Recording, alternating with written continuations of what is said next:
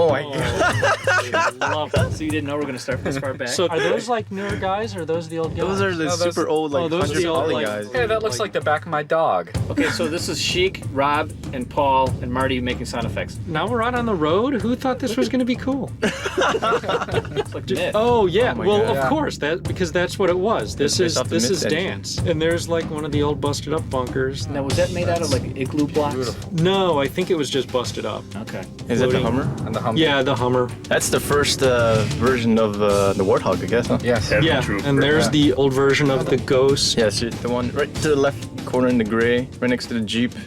What year is this now? This is 1948. 98, I think. Yeah. Seriously, this is what, 1990? This is 98.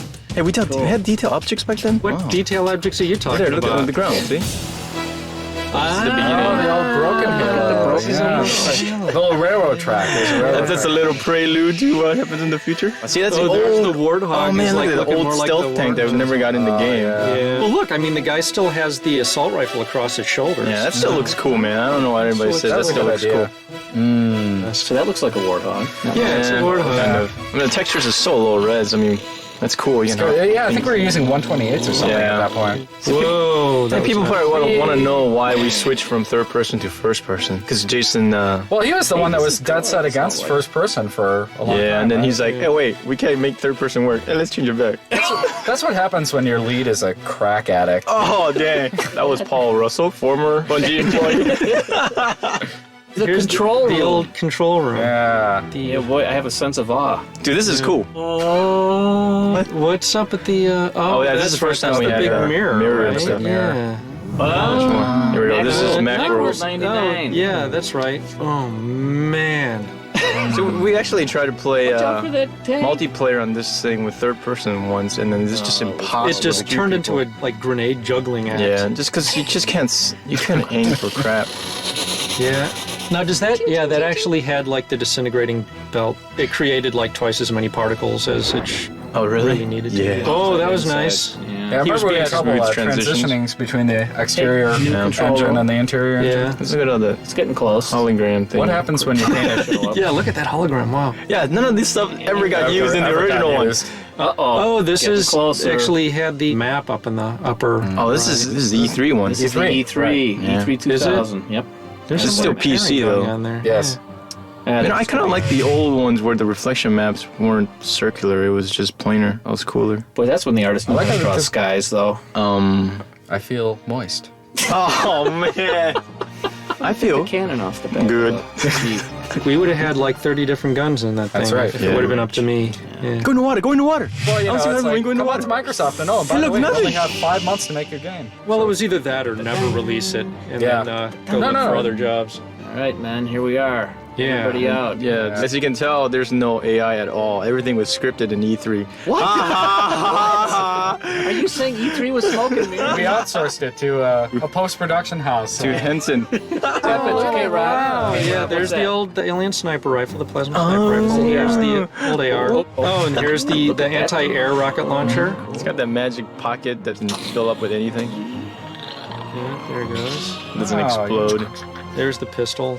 Look at all the cool weapons we have. There's before. the anti-armor rocket. How much do we get to keep from all this? Like 5? Yeah. Which one is that? That's the other shotgun. AR. Yeah. Yeah, it's all right. Ah, the SMG. That's Holy, it. what the hell?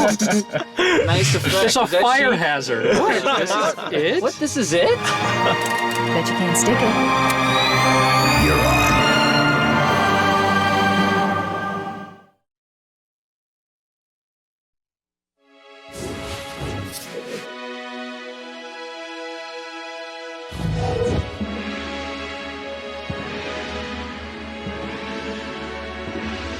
Here is the space station. I think the main gist of what we were trying to achieve with this at the very, very beginning was the idea of this giant perimeter gun that orbits the Earth and is used for satellite defense. One thing I really liked about Space Station was how you could actually really have a sense of where you were in the station with all the windows looking out onto the gun, like all these atrium spaces where you've got a lot of sight lines to other parts of the station that you later get to. Unlike the Pillar of Autumn, you really didn't have a sense of how big the structure was.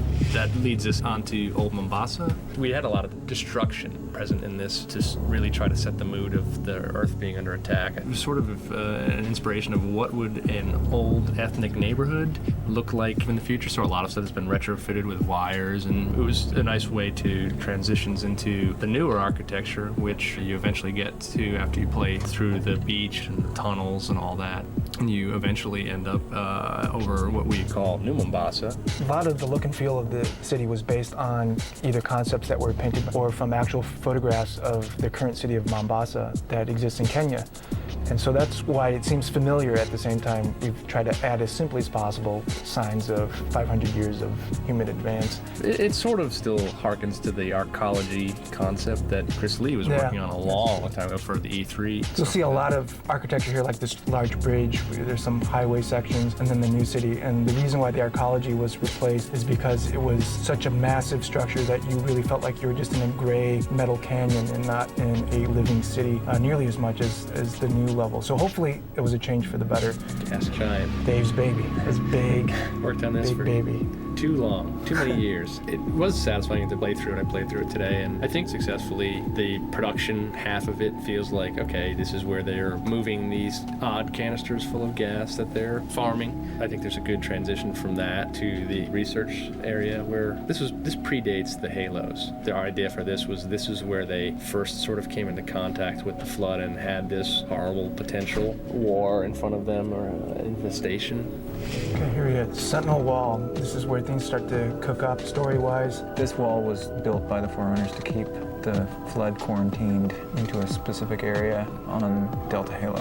Even the exterior of the quarantine zone is supposed to reflect the barrenness and the lack of life that the Sentinels have been trying to instill in the area by starving it of light and energy and heat and all sorts of good things. And so that's why it's so cold. And we're now at High Charity. We definitely took a departure from the Covenant stuff that we did in Halo. We're able to squeeze the most out of the Xbox and actually do all the fancy curves and shiny surfaces that we had drawn out. We chose a different palette for colors. Yes, purple. A lot darker. Much darker purple than Much darker purple, desaturated. mauve a little tones bit, of Halo 1. We pulled off a much better organic feel to everything, which was really kind of neat. And so the lighting is going to be very dark and moody. So now we're looking at The Delta Halo. It's really cool. It has a lot of beautiful water shots. I think some of the really good overgrowth throughout all of it. Yeah, we definitely put a lot more attention onto making Forerunner structures look like they've actually aged. First game, they were pretty spick and span. It's somewhat reminiscent of the first control room in terms of its sort of the ziggurat structure that Chris Barrett did in Halo 1. We wanted to relate to that in the spherical room shape, or the control room shape, but unearthed it a lot more. I think this is really where we hit our stride, because the sheer scope and scale of all these levels, Yeah, they're huge. they're huge.